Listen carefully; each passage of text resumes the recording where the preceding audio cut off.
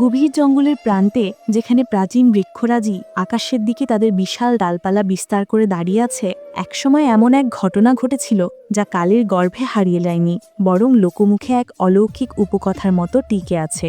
সেই উপকথা এক সৎ অনাথ মেয়ের সম্মান রক্ষা এবং তার প্রতি ঈশ্বরের করুণার এক জীবন্ত দৃষ্টান্ত। গল্পের শুরু সেই অভিশপ্ত সন্ধ্যায়, যখন 4টি গ্রামের পাণ্ডা, যাদের হৃদয় ছিল পাথরের মতো কঠিন, সেই অসহায় মেয়েটির সম্মান লুটে নিতে উদ্যত হয়েছিল। মেয়েটি তাদের কাছে নিজের ইজ্জতের জন্য আকুল আবেদন জানাচ্ছিল, কিন্তু পাশবিক লালসায় অন্ধ পাণ্ডাদের মনে এতটুকুও দয়ার উদ্রেক হয়নি। যখন তার সকল আশা শেষ হয়ে গিয়েছিল, তখন সে তার শেষ আশ্রয় অন্তরের গভীর থেকে তার সৃষ্টিকর্তাকে ডেকেছিল। আর তারপর যা ঘটল তা যেন এক ঐশ্বরিক নাটক। জঙ্গল থেকে বিদ্যুতের গতিতে ছুটে এলো এক ভয়ঙ্কর সিংহ, যার আগমন ছিল বিধ্বংসী বজ্রপাতের মতো আকস্মিক। সেই সিংহ এমন এক বিচার সম্পাদন করল যা দেখে সবার আত্মা কেঁপে উঠল, আর তাদের চোখ বিস্ময়ে ছানা বড়া হয়ে গিয়েছিল। আজ আমি আপনাদের শোনাতে চলেছি এমন এক অসাধারণ গল্প, এক অনাথ মেয়ে আর এক বুনো সিংহের মর্মস্পর্শী কাহিনী, যা হয়তো আপনার কল্পনারও অতীত। গ্রামটির নাম ছিল নবাবা কালাম। না খুব বড়, না খুব ছোট, এই গ্রামটি তার সরলতা আর পারস্পরিক বন্ধনের জন্য সুপরিচিত ছিল। এখানে প্রতিটি মানুষ একে অপরের সুখ দুঃখের অংশীদার ছিল, একজন অন্যজনের নাম পরিচয় আর খবর জানত। গ্রামের এক প্রান্তে, বাকি ঘরগুলো থেকে কিছুটা বিচ্ছিন্ন, এক জীর্ণ কুটির ছিল। কাঁচা মাটির দেয়াল, বাঁশের দুর্বল ছাদ আর দরজায় ঝোলানো একটি পুরনো পর্দা, যা ছিল সেই ঘরের একমাত্র আশ্রয়। এই ঘরে থাকতেন এক বিধবা নারী, যার নাম হাজরা বিবি। তার মুখে বয়সের আগেই নেমে আসা দুঃখ কষ্টের রেখাগুলো স্পষ্ট ছিল, কিন্তু তার চোখ দুটো যেন জীবনের সব ঝড় মোকাবিলা করে আরও উজ্জ্বল আর দৃঢ় হয়েছিল। তার চোখে এক অদম্য শক্তি আর অটুট বিশ্বাস ঝিলমিল করত। 5 বছর আগে তার স্বামী রহমদ্দিন অকালে এই পৃথিবী ছেড়ে চলে গিয়েছিলেন। রহমদ্দিন যে ক্ষেতে লাঙ্গল চালানোর সময় গরুর সাথে গান গাইত আর সন্ধ্যায় বাড়ি ফিরে ভালোবাসায় তার মেয়ের চুলে তেল মাখিয়ে দিত, তার আকস্মিক মৃত্যু হাজরা বিবির ঘরকে শূন্য করে দিয়েছিল। সেই শূন্যতা শুধু একজন মানুষের অনুপস্থিতি ছিল না, বরং ছিল একটি পরিবারের মেরুদণ্ড ভেঙে যাওয়ার মতো। কিন্তু হাজরা হার মানেননি। তার অন্তরে ছিল এক অগাধ সাহস আর বিশ্বাস। কখনো ক্ষেতে ফসল কাটা, কখনো বীজ বোনা, কখনো আখ ছোলার মজুরি, এই সবই ছিল তার নিত্যদিনের কাজ। রোদে পুড়ে বৃষ্টিতে ভিজে তার হাত জখম হতো, কোমর ভেঙে যেত, তবুও তার মুখে কখনো কোনো অভিযোগের চিহ্ন দেখা যায়নি। তার একমাত্র অনুপ্রেরণা ছিল তার ছোট্ট মেয়েটির মুখ, যার দিকে তাকিয়ে তিনি সমস্ত কষ্ট ভুলে যেতেন এবং নতুন করে বাঁচার সাহস খুঁজে পেতেন। তার পুরো পৃথিবী জুড়েই ছিল তার মেয়ে আলিনা। নামটি যেমন নির্মল ও পবিত্র, তার মনটিও ছিল তেমনই স্ফটিকের মতো স্বচ্ছ। তার বড় বড় চোখে লজ্জা ও সলজ্জতার এক অদ্ভুত মিশ্রণ ছিল। সে যৌবনের দ্বারপ্রান্তে পৌঁছে গিয়েছিল, কিন্তু তার হৃদয়ের সরলতা তখনও শিশুর মতো অবিকৃত ছিল। গ্রামের মহিলারা তাকে দেখে বলতো, হাজরা বিবি, আল্লাহ তোমাকে সত্যিই এক রাহমত দান করেছেন। পুরুষরা তাকে দেখে শ্রদ্ধায় চোখ নিচু করে নিত, কারণ তার কাছ থেকে এক পবিত্র সুগন্ধ আসত যা মনকে শুদ্ধ করে দিত। ফজরের নামাজের পর যখন মামি একসাথে চুলা জ্বালাতো, তখন আটা আর গমের রুটি তৈরির সুগন্ধ পুরো উঠোনে ছড়িয়ে পড়ত, যা গ্রামের পরিবেশকে এক অন্যরকম প্রশান্তি দিত। যখন আলিনা মসজিদের কাছে কুয়ো থেকে জল ভরত, তখন আঁচলের একটি কোণ দাঁতে চেপে ধরত, যাতে তার হাত কলসি তোলার জন্য খালি থাকে। এ ছিল তার সহজাত শালীনতার এক অপূর্ব প্রকাশ। তার হাঁটার ভঙ্গিমা এমন ছিল যেন গমের শীষের মধ্য দিয়ে কোনো হালকা বাতাস বয়ে গেছে, আর সেই বাতাসে শীষগুলো মৃদুমন্দ দুলছে। গ্রামের শিশুরা তাকে দেখলেই ছুটে আসত। কাউকে সে মিষ্টি কিশমিশ দিত, কারো কানে পরীদের গল্প শোনাতো, আবার কারো সাথে মাঠে প্রজাপতির পিছনে ছুটত। গ্রামের বৃদ্ধা খালা সুবরা যখন ঝুঁকে পড়া কোমর হাতড়ে যেত, তখন আলিনা দৌড়ে তার পা টেপে দিত আর হেসে বলতো, খালাজি, আপনার দোয়ায় তো আমাদের ঘরে শান্তি। গ্রামের লোকেরা আলিনাকে শুধু ভালোবাসত না, বরং তাকে সম্মানের আসনে বসাত। ইমাম সাহেব জুমার খুতবায় বলতেন, হায়া ইমানের অংশ, আর এর শ্রেষ্ঠ উদাহরণ হলো আমাদের আলিনা। গ্রামের মহিলারা তাকে নতুন নতুন সেলাই ফোনের কাজ শেখাতো। মেয়েরা তার কাছ থেকে হরেক রকম নকশা শিখত। কিন্তু প্রবাদ আছে, যেখানে গাছের ছায়া গভীর হয় সেখানেই কাঁটা জন্মায়। আর এই কাঁটাই আলিনার জীবনে এক কঠিন পরীক্ষা হয়ে আসতে চলেছে, যা তার সরল জীবনকে এক নতুন মোড়ে এনে দাঁড় করাবে। গ্রামে 3-4 জন বখাটে ছেলে ছিল। তাদের নাম ছিল রাজু, সিকান্দার, নাসির ও বশির। তারা সারাদিন গ্রামের চত্বরে বিড়ির ধোঁয়া ওড়াতো, পথে চলে থাকা মেয়েদের টিটকিরি দিত, আর রাতের বেলায় মদ পান করে চিৎকার করে গান গাইত। তাদের চোখে ছিল বেপরোয়া ভাব, মুখে ছিল বিষ, আর মনে ছিল না খোদার ভয়। রাজু ছিল এদের সর্দার, শিয়ালের মতো ধূর্ত, তার চোখে সবসময়ই এক অশুভ চাতুর্য খেলা করত। সিকান্দার ছিল মোটা শরীরের কিন্তু ফাঁপা মাথার, যার শক্তি ছিল কিন্তু বুদ্ধি ছিল না। নাসির ছিল কথার ধাপ্পাবাজ, কথার জালে মানুষকে ফাঁসাতে সিদ্ধহস্ত। আর বশিরের মেজাজ তার নামের মতো হিংস্র আর আনপ্রেডিক্টেবল। যখনই তাদের নজর আলিনার ওপর পড়ত, তাদের ভেতরে হিংস্রতা জেগে উঠত আর নোংরা চিন্তা প্রবল হয়ে উঠত, যেন তারা শিকার খুঁজে বেড়াচ্ছিল। আলিনা প্রথমে তাদের এড়িয়ে চলার চেষ্টা করত। হাজরা বিবিও তাকে বোঝাতেন, বেটি, চোখ নিচু রাখো, ওরা খারাপ ছেলে, ওদের মুখে লাগতে যেও না। একদিন সিকান্দার কুয়ার কাছে এসে দাঁড়ালো, যেখানে গ্রামের মেয়েরা জল ভরছিল। সে টিটকিরি দিয়ে হেসে বলল, আলিনা, কলসটা তো ভারী, আমরা কি একটু তুলে দেব? তার হাসিতে শয়তানি আর কণ্ঠে ছিল কর্কশতা, যা আলিনার কানে বিষ ঢালার মতো লাগছিল। আলিনার মুখ সাদা হয়ে গেল। সে আঁচল শক্ত করে বুকে জড়িয়ে নিয়ে বলল, আমরা নিজেদের কলস নিজেরাই তুলতে পারি। দিন কেটে যেতে থাকলো। একদিন রাজু পথ আটকে দাঁড়ালো, তার চোখে শিকানির মতো উজ্জ্বলতা, ঠোঁটে এক বাঁকা হাসি। সে বলল, শুনেছি তোমার হাতের কাজ গ্রামে সবচেয়ে বিখ্যাত, আমাদের জন্য একটা রুমাল বানিয়ে দাও। আলিনা তার চোখের দিকে তাকালো, যেখানে এক নোংরা কালিমা লুকানো ছিল। সে সরাসরি জবাব দিল, আমরা শুধু মহিলাদের অনুরোধে সেলাই করি, পুরুষদের জন্য নয়। রাজুর হাসি ছুরির মতো ঝলসে উঠল। সে দাঁত কিরমির করে বলল, কাল দেখব কে কার জন্য কি করে। গ্রামের বৃদ্ধরা তাদের কুকর্ম সম্পর্কে সব জানত। কখনো থানার হুমকি দেওয়া হতো, কখনো ইমাম সাহেব তাদের বকাঝকা করতেন, কিন্তু তাদের ভেতরের কামনার আগুন ভেতরে ভেতরে আরও তীব্রভাবে জ্বলতে থাকলো, যেন কোনো বিষাক্ত সাপ ফনা তুলছে, যা যে কোনো মুহূর্তে ছোবল মারার জন্য প্রস্তুত। আর তারপর একদিন প্রকৃতি এমন এক মোড় নিল যা কেউ কল্পনাও করেনি। গ্রামের উত্তর দিকে একটা ছোট জঙ্গল ছিল। জঙ্গলের ওপারে একটা নদী প্রবাহিত হতো, যার জল এতটাই স্বচ্ছ ছিল যেন আয়না সূর্যের আলো পড়লে ঝিলমিল করত। আলিনা প্রায়শই সন্ধে নামলে সেই জঙ্গলে যেত, কখনো চুলার জন্য কাঠ কুড়োতে, কখনো মায়ের ওষুধের জন্য নিম পাতা সংগ্রহ, কিংবা কখনো নির্জনে বসে আল্লাহর জিকির করতে। সেই জঙ্গল ছিল তার কাছে একাকিত্বের আশ্রয়স্থল, যেখানে সে প্রকৃতির মাঝে শান্তি খুঁজে পেত। সেই সন্ধ্যায় আকাশে কালো মেঘ ছেয়েছিল, পাখিরা তাদের বাসায় ফিরছিল। আলিনা ঝুড়ি মাথায় নিয়ে জঙ্গলের গভীরে যাচ্ছিল। হঠাৎ একটি গভীর যন্ত্রণাদায়ক আর্তনাদ আলিনার কানে ভেসে এলো। তার পা থেমে গেল। শব্দটি কোনো বড় প্রাণীর ছিল। তার বুক জোরে ধড়ফড় করে উঠল। ঝোপঝাড়ের মাঝখান থেকে ভারী শ্বাস প্রশ্বাসের শব্দ আসছিল। আলিনা ভয়ে ভয়ে দুপা বাড়ালো। যেই সে ঝোপের মধ্যে উঁকি দিল, সামনে যে দৃশ্য ছিল তা তার আত্মাকে পর্যন্ত কাঁপিয়ে দিল। সেখানে একটি সিংহ পড়েছিল, ক্ষতবিক্ষত।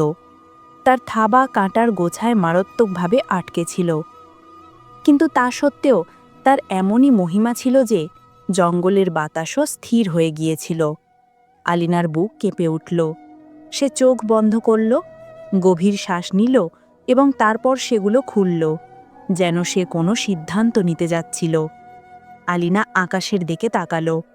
হে প্রভু, তুমি রক্ষাকর্তা, আমাকে সাহায্য করো। সিংহ মাথা তুলল। তার চোখ আলিনার চোখের সাথে মিলিত হল। দুটি গল্প যেন একটি ভাষায় কথা বলতে শুরু করল। সেই চোখে কৃতজ্ঞতাও ছিল এবং অসহায়ত্বও ছিল। আলিনা ভয় কাটিয়ে সামনে এগিয়ে গেল। তুমি আহত? তার নরম কণ্ঠ জঙ্গলে প্রতিধ্বনিত হল। সিংহ মাথা নিচু করে জবাব দিল। আলিনা ওড়না থেকে একটি টুকরো ছিঁড়ল, কাছের গাছ থেকে একটি ডাল তুলল এবং ধীরে ধীরে কাছে পৌঁছল। সিংহের শ্বাস প্রশ্বাসের উষ্ণতা তার মুখে লাগল, কিন্তু সে গর্জন করল না, শুধু চোখ পিটপিট করল এবং মাথা একপাশে ঘুরিয়ে নিল, যেন বলছিল, তোমাকে বিশ্বাস করি। সে থাবায় বিঁধে থাকা কাঁটাটি দেখল, গভীর, রক্ত জমাট বাঁধা। হে প্রভু, তোমার নাম আমার হাত। সে গাঁটাটি জোরে টেনে বের করল। সিংহ ব্যথায় কেঁপে উঠল, তারপর একটি গভীর স্বস্তির নিঃশ্বাস ফেলল। তার চোখে উজ্জ্বলতা ফিরে এলো, যেন তৃষ্ণার্থকে জল পাওয়ার মতো। আলিনা ব্যান্ডেজ বাঁধল, মাটি লাগালো। এটা ঠান্ডা রাখবে। সিংহ হালকা গর্জনে যেন বলল, বুঝতে পেরেছি। সে উঠল, টলমল করল, তারপর হাঁটল। কিছু দূর হেঁটে ফিরে তাকিয়ে আলিনাকে দেখল। সেই দৃষ্টিতে ছিল একটি প্রতিশ্রুতি, নীরব কিন্তু শক্তিশালী। তোমার ঋণ জানি, যখন ডাকবে হাজির হব। সন্ধ্যায় আলিনা বাড়ি ফিরল। মা শুধু এতটুকুই বলল, এখন একা জঙ্গলে যেও না। কিন্তু আলিনার মনে সিংহের চোখ দুটি জ্বলজ্বল করছিল, একটি প্রতিশ্রুতি, একটি সুরক্ষা। দিন কাটতে লাগল, কিন্তু নিস্তব্ধতায় একটি ঝড় দানা বাঁধছিল। রাজু তার সঙ্গীদের বলল, সেই মেয়েটি ভাবে সে বেঁচে যাবে। আজ এমন চাল খেলব যে তার নাম আমাদের ভয়ের সাথে জড়িয়ে যাবে। সেই দিন আকাশ পরিষ্কার ছিল, সূর্য ঢলে যাচ্ছিল। আলিনা ওষুধ নিয়ে ফিরছিল। পথে একটি বটগাছ এলো, আর সামনে হঠাৎ রাজু এবং তার 3 সঙ্গী দাঁড়িয়ে পড়ল। পিছন থেকে ঝোপঝাড় থেকে নাসির এবং বশির এসে হাজির হলো। এখন রাস্তা বন্ধ ছিল। কোথায় যাচ্ছ আলিনা? রাজু ব্যঙ্গ করে বলল। আলিনার বুক জোরে ধড়ফড় করে উঠল, কিন্তু চোখে ভয়ের সাথে সাহসও ঝিলিক উঠে গেল। রাস্তা ছাড়ো, আমাকে বাড়ি যেতে হবে। রাজু হাসতে হাসতে এগিয়ে এলো। এত তাড়াতাড়ি কিসের? আমাদেরও তো কথা বলতে হবে। বশিরের হাতে দড়ি ছিল, সিকান্দার ছুরি বের করল। পরিস্থিতি বিপজ্জনক ছিল। আলিনা জোরে ডাকল, হে প্রভু! ঠিক সেই মুহূর্তে জঙ্গল গর্জে উঠল। বাতাস থেমে গেল, আর বটগাছের ছায়া থেকে সেই সিংহটি বেরিয়ে এলো, যার চোখে ছিল আনুগত্যের প্রতিশ্রুতি। তার গর্জনে পাখিরা উড়ে গেল, মাটি কেঁপে উঠল। রাজুর হাত জমে গেল, নাসির পিছন দিকে পড়ে গেল, বশিরের দড়ি হাত থেকে ছুটে গেল। সিংহ আলিনা এবং গুন্ডাদের মাঝে প্রাচীর হয়ে দাঁড়িয়েছিল। রাজু পাথর ছুড়ল, কিন্তু সিংহ গর্জন করে এগিয়ে এলো। নাসির পালালো, বশির গুটিয়ে গেল, সিকান্দার ছুরি চালালো, কিন্তু সিংহ ঝাঁপিয়ে পড়ল। ছুরি ঝোপঝাড়ে পড়ে গেল, আর সে ধপাস করে মাটিতে পড়ে গেল। সিংহ তার থাবা তার বুকের উপর রাখল, সেই থাবা যেখানে কাঁটা বিঁধেছিল, এখন তাতে ছিল ন্যায় বিচার। সিকান্দার কাঁপতে কাঁপতে বলল, ক্ষমা করে দাও, ভুল হয়ে গেছে। রাজু পালাতে চেয়েছিল, কিন্তু কাদায় আটকে গেল। সিংহ তার কাছে পৌঁছে কাঁধে একটি আঘাত করল। রক্তপাত হলো না, কিন্তু তার অহংকার ভেঙে গেল। নাসির এবং বশির ঝোপঝাড়ে গুটিয়ে গেল। সিংহ আকাশ কাঁপানো একটি গর্জন করল, এটা সীমা, এটা অতিক্রম করলে পরিণতি আগুন। তারপর সে আলিনার দিকে ফিরল। তার চোখে ছিল নম্রতা, মাথা নিচু করে যেন বলছিল, প্রতিশ্রুতি পালন করেছি। আলিনার চোখ অশ্রুসিক্ত হল, তার ঠোঁট বুদবুদ করে উঠল, হে প্রভু, তোমার শুকরিয়া, আর হে জঙ্গলের রাজা, তোমার প্রতি কৃতজ্ঞ। তখনই গ্রামবাসীরা ছুটে এলো, সবাই দৃশ্যটি দেখল। সিংহ শুধু একবার তাদের দিকে তাকিয়ে জঙ্গলের দিকে ফিরে গেল। ঝোপঝাড়ের অন্ধকারে সবার খেলা শেষ হয়ে গিয়েছিল। রাজু এবং সিকান্দার, নাসির ও বশির ধরা পড়ল। মুখে ভয়ের সাদা রং, শরীরে পরাজয়ের চিহ্ন। চৌধুরী কঠোরভাবে বলল, এটা ভুল নয়, অপরাধ, এবং অপরাধের বিচার হবে।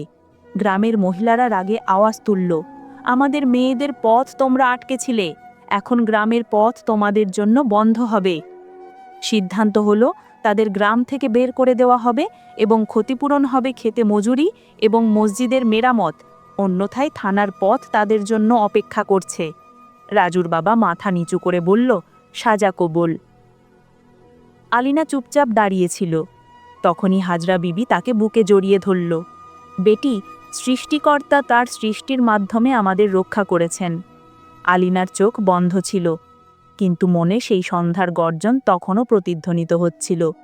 সে মায়ের হাত ধরে বলল, মা, আমার মনে হলো যেন জঙ্গলও আমাদের প্রতিবেশী এবং প্রতিটি গাছ রক্ষক। কিছুদিন গ্রামে শুধু সেই ঘটনাই আলোচিত হতে থাকল।